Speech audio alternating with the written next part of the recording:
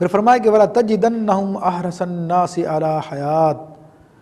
کہ آپ بے شک آپ ضرور پائیں گے ان لوگوں کو زندگی پر سب سے زیادہ حرص کرنے والا، یعنی زندگی کی سب سے زیادہ تمنا رکھنے والے یہی لوگ ہوں گے جو زندگی سے بہت زیادہ پیار کرتے ہیں، بہت زیادہ محبت کرتے ہیں۔ پہلے تو انہیں موت کا چیلنج دلوایا گیا، اور پھر یہ بھی بتا دیا کہ لوگ کبھی بھی موت کے لیے تیار نہیں ہوں گے۔ پھر مزید ان پہ طنز کیا، ان پہ طعنہ فرمایا اللہ تبارک و تعالیٰ نے کہ لوگوں میں سب سے زیادہ زندگی سے محبت کرنے والے یہی لوگ ہیں۔ اب دیکھیے یہ قرآن کا معجزہ ہے کہ انہیں موت کا چیلنج کیا گیا، وہ قرآن کو جھوٹا ثابت کرنے کے لیے وہ چیلنج کو قبول کر لیتے اور موت کی تمنا کر لیتے، مگر قرآن کی حقانیت سچائی ہے کہ یہودیوں میں سے کسی نے بھی موت کی تمنا نہیں کی۔ اب اللہ تبارک و تعالیٰ ان کی اصل کو بیان فرماتا ہے کہ یہ لوگ دنیا کی زندگی پر مٹے ہوئے ہیں، مرے ہوئے ہیں، دنیا کے عاشق ہیں، تو اس لیے زندگی سے بڑا پیار کرتے ہیں۔ جبکہ مومن کے بارے میں نے ذکر کیا کہ وہ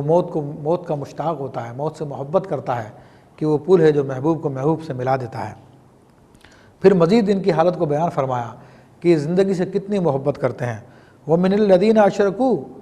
اور ان لوگوں سے زیادہ بھی موت سے محبت رکھتے ہیں جو لوگ شرک کرتے ہیں۔ تو کفار چونکہ وہ تو آخرت کے قائل بھی نہیں، تو وہ دنیا کی زندگی ہی کو سب کچھ سمجھتے ہیں، تو موت سے وہ نہایت گھبراتے ہیں۔ لیکن یہود باوجود کہ اپنے آپ کو اہل کتاب کہتے ہیں، آخرت پہ ایمان رکھتے ہیں، مگر یہ دنیا کی محبت میں، زندگی کی محبت میں یہ ان لوگوں سے بھی آگے ہیں۔ پھر بعض مفسرین نے لکھا کہ یہ خاص طور پہ مجوس کی طرف اشارہ کیا گیا، کیونکہ مجوسیوں میں یہ ہے کہ جب آپس میں ملتے ہیں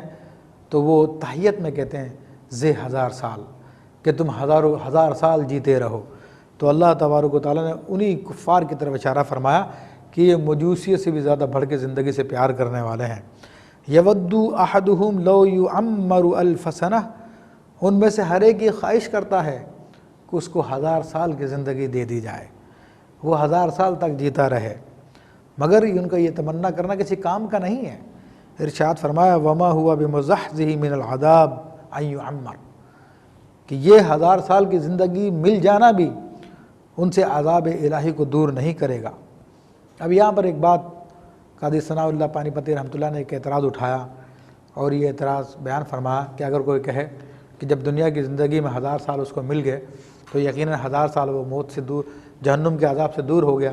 تو یہ فرمانا کہ یہ تمنا کرنا اور 1000 سال کی زندگی مل جانا ان کے عذاب کو دور نہیں کرتا، تو اس کا کیا معنی ہے؟ تو آپ فرماتے ہیں کہ اس کا معنی بالکل واضح ہے کہ یہ دنیا کی زندگی اگرچہ کہ لاکھوں سالوں کی ہو، مگر آخرت کے مقابلے میں ایک لمحے کی حیثیت بھی نہیں رکھتی ہے، تو اس لیے 1000 سال مل جانے سے ان سے وہ جہنم کا عذاب کو دور نہیں ہوگا۔ فرمایا کہ واللہ بصیر بما یعملون، اور اللہ تبارک و تعالیٰ جانتا ہے، دیکھتا ہے ان تمام معاملات کو جو لوگ کر رہے ہیں، ان کی تمام حرکتوں پہ رب کریم کی نظر ہے۔ یہود یہ نہ سمجھیں کہ ہم لوگ اللہ تعالیٰ سے چھپ کے یہ سارے کے سارے کام کر رہے ہیں اور ہمیں اس کی کوئی پکڑ نہیں ہوگی۔ اللہ تبارک و تعالیٰ کے یہاں پہ ہر چیز ریکارڈ ہے، اللہ تبارک و تعالیٰ بروز قیامت سب چیزوں کو پیش فرما دے گا۔ تو اب یہ ساری کی ساری تحدید کی جا رہی ہے، یہود کو زجر و توبیخ کی جا رہی ہے، صرف اسی لیے کہ وہ اللہ کے محبوب صلی اللہ تعالیٰ علیہ وسلم پہ ایمان لے آئے۔ قُلْ مَنْ كَانَ عَدُوًّا لِجِبْرِيلَ فَإِنَّهُ نَزَّلَهُ عَلَىٰ قَلْبِكَ بِإِذْنِ اللَّهِ مُصَدِّقًا لِمَا بَيْنَ يَدَيْهِ وَهُدًى وَبُشْرًى لِلْمُؤْمِنِينَ۔ صدق اللہ العظیم وصدق رسولہ النبی الکریم۔ مولا صلی وسلم دائما ابدا علی حبیبک خیر الخلق کلہم۔ گزشتہ درس میں ہم نے یہ بیان کیا تھا کہ اللہ تبارک و تعالی نے یہود کا رد فرمایا اور ان کی مختلف قسم کے گناہوں کو بیان فرمایا، ان کی نافرمانیوں کو بیان فرمایا، جس میں سے ایک تو ایک ان کا ایمان کا دعویٰ، پھر توریت ہی کے بیان کردہ اصول اور مواہد کا انکار کرنا۔ اسی طرح پھر اللہ تبارک و تعالیٰ نے انہیں چیلنج فرمایا تھا کہ تم موت کی تمنا کرو، مگر کسی یہودی نے موت کی تمنا نہیں کی۔ اسی طرح اللہ تبارک و تعالیٰ نے ان کی دنیا کے حرص و حوث کو بیان فرمایا کہ ان میں سے ہر ایک یہ چاہتا ہے کہ اسے 1000 سال کی عمر دے دی جائے۔ پھر اس کے بعد اللہ تبارک و تعالیٰ نے ایک دوسرے واقعے کی طرف اشارہ فرمایا، جس میں فرمایا کہ حبیب علیہ الصلوۃ والسلام آپ فرما دیجئے کہ جو جبریل کا دشمن ہے فَإِنَّهُ نَزَّلَهُ عَلَىٰ قَلْبِكَ، تو بے شک یہ قرآن مجید جبریل امین علیہ السلام ہی نے آپ کے دل پہ نازل فرمایا ہے بِإِذْنِ اللہ، اللہ کے حکم سے۔ بات یہ کہ عبداللہ بن سوریہ نامی یہودی عالم نے نبی کریم صلی اللہ تعالیٰ علیہ وآلہ وسلم سے پوچھا کہ آپ پر یہ وحی کون لے کر آتے ہیں؟ تو نبی کریم صلی اللہ تعالیٰ علیہ وسلم نے ارشاد فرمایا کہ جبریل امین مجھ پہ وحی لے کر آتے ہیں۔ تو اس پر ابن سوریہ نے کہا کہ جبریل تو ہمارے دشمن ہیں اور وہ مختلف موقعوں پر عذاب بھی نازل کرتے رہے ہیں اور ہمیں تکلیف بھی دیتے رہے ہیں، اگر میکائیل علیہ السلام یہ وحی لے کر آتے تو ہم اس کو مان لیتے۔ پھر اسی طرح بعض دیگر روایات میں انہوں نے ان کی اس دشمنی کو، حضرت جبریل علیہ السلام سے دشمنی ہے، وہ مزید بیان کی گئی، یہاں تک کہ بیان کیا یہودیوں نے کہ جبریل علیہ السلام نے پہلے ہمیں بخت نصر بادشاہ کے بارے میں بتایا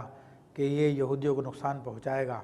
اور پھر بخت نصر کے پیدا ہونے کی جگہ بھی بتائی، پیدا ہونے کا وقت بھی بتایا، اور جب ہم نے بخت نصر کو قتل کرنے کے لیے بھیجا تو پھر جبریل نے ہی ان کی حفاظت کی، تو اس لیے یہ ہمارے دشمن ہیں، جبکہ میکائیل علیہ السلام یہ بارش کے فرشتے ہیں، یہ باران رحمت برساتے ہیں، تو یہ ہمارے دوست ہیں۔ تو اللہ تبارک و تعالیٰ نے ارشاد فرما دیا کہ حبیب علیہ السلام ان یہود سے آپ فرما دیجئے کہ جو کوئی بھی جبریل علیہ السلام کا دشمن ہے تو وہ جان لے کہ بے شک یہ قرآن مجید جبریل علیہ السلام نے ہی نبی علیہ السلام کے دل پہ نازل فرمایا ہے بِإِذْنِ اللہ، اللہ کے حکم سے۔ تو اگر اللہ کو ماننے والے ہو تو جبریل اگرچہ کہ تمہارے دشمن سے ہی بالفرض محال، تم اللہ کے حکم کو دیکھو کہ اللہ تبارک و تعالیٰ کے حکم سے نازل کر رہے ہیں، تو تمہارا ایمان اللہ پہ تو اس کو بھی مانو، پھر مصدقا لما بین یدیہ، پھر وہ کلام بھی ایسا جو کہ نازل کیا گیا ہے وہ تو تصدیق کر رہا اس کلام کی جو تمہارے سامنے ہے، وہ ہدن، اور جو ہدایت سے مملوء ہے، بھرپور ہے، وہ بشریٰ للمؤمنین، اور مومنین کے لیے اس میں بشارتیں ہیں، ایمان والوں کے لیے بشارتیں ہیں۔ تو فرمایا کہ من کان عدوا للہ، جو اللہ کا دشمن ہے۔ اب اللہ تبارک و تعالیٰ سیدنا جبریل علیہ السلام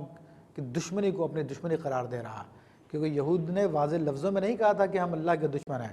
انہوں نے صرف جبریل علیہ السلام سے دشمنی ظاہر کی تھی، مگر اللہ تبارک و تعالیٰ نے اسے اپنی دشمنی قرار دی، اپنے تمام فرشتوں کی دشمنی قرار دی، اپنے رسولوں کی دشمنی قرار دی، اور فرمایا کہ من کان عدوا للہ، جو اللہ کا دشمن ہے، وملائکتہ، اور اللہ کے فرشتوں کا دشمن ہے، ورسلہ، اور اس کے رسولوں کا دشمن ہے۔ اب خاص طور پہ جبریل امین کو بھی بیان کر دیا، وہ جبریلا و میکالا، جو جبریل علیہ السلام کا دشمن ہے یا میکائیل علیہ السلام کا دشمن ہے، فإن اللہ عدو للکافرین، تو ایسے لوگ کافر ہیں، اور بے شک اللہ تبارک و تعالیٰ کافروں کا دشمن ہے۔ تو یہاں پہ آیت طیبہ میں اللہ تبارک و تعالیٰ نے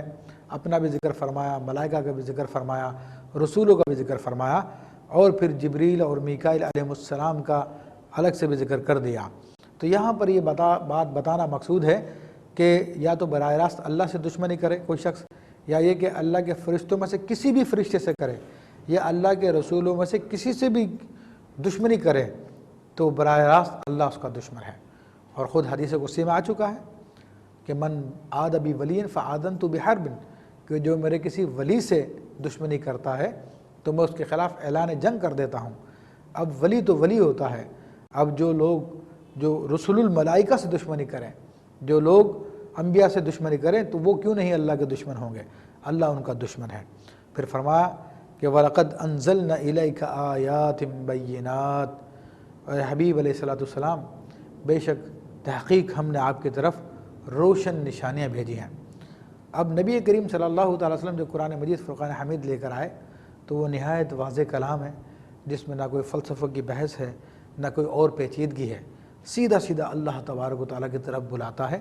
تو فرمائے کہ یہ آیات بینات ہیں۔ پھر آپ علیہ السلام کو جو اللہ نے معجزے عطا فرمائے، تو وہ معجزے تو تمام انبیاء کے معجزوں کے جامع ہیں، یہ سب کے سب کھلی کھلی نشانیاں ہیں۔ تو اللہ تبارک و تعالیٰ نے فرمایا کہ جو ان کھلی نشانیوں کو دیکھنے کے باوجود ایمان نہیں لاتا، تو فرمایا کہ وما یکفر بہا الا الفاسقون، تو ان کا انکار نہیں کرتے مگر وہ لوگ فاسق ہیں جو انکار کرتے ہیں، جن کے دل ٹیڑھے ہو چکے ہیں۔